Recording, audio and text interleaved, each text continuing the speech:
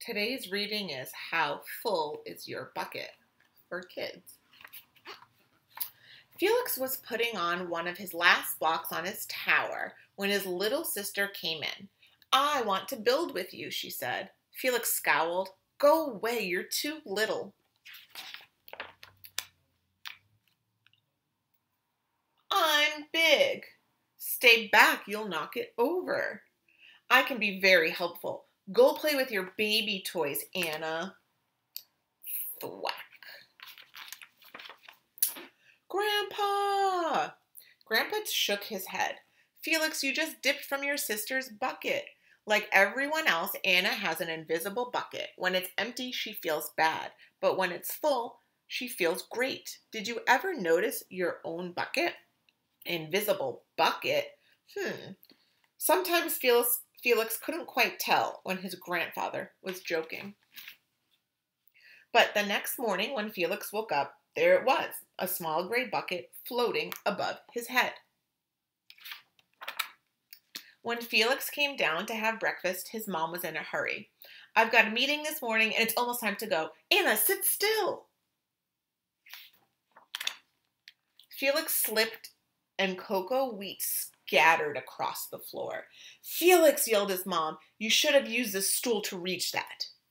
Felix could feel his bucket tip and big invisible drips spill out. Drip, drip. Ha ha, Anna laughed as she crunched the cereal with her shoe. Drip.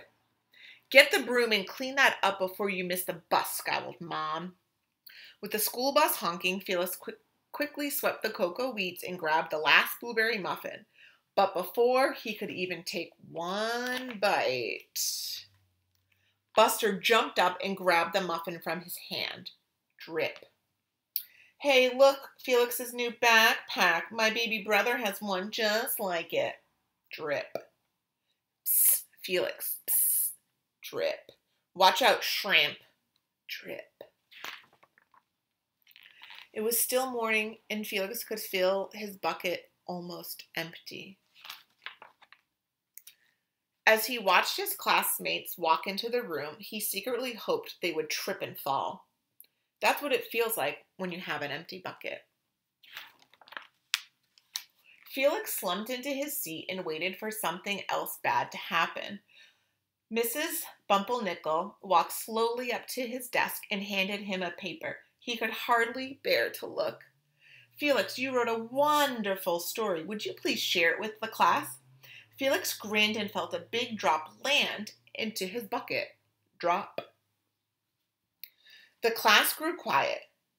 They laughed at the right places and oohed at the scary parts. When Felix finally read the end, everyone clapped, even Emily, who sat next to him and didn't usually like dinosaurs.